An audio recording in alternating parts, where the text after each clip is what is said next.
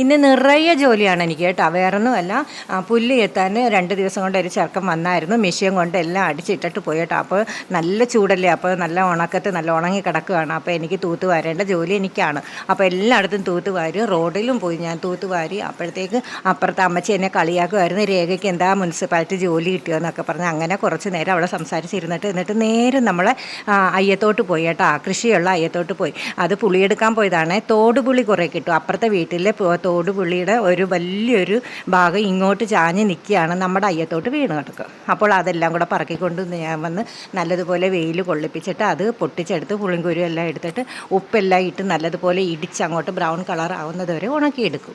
എന്നിട്ട് അതൊരു ഭരണിയിൽ അടച്ചു വെച്ചാൽ ഒരു 7-8 മാസം കഴിയുമ്പോഴത്തേക്ക് നല്ല കറുത്ത കളറിലെ പുളിയും വരും, പുളിന്തേനും കിട്ടും കേട്ടോ. പിന്നെ ഉച്ചത്തേക്ക് ഞാൻ കാച്ചിലും വൻപയറും ഇട്ട് കറിയും വെച്ച് താളിൻ്റെ ഒരു കൂട്ടാനും വെച്ച്.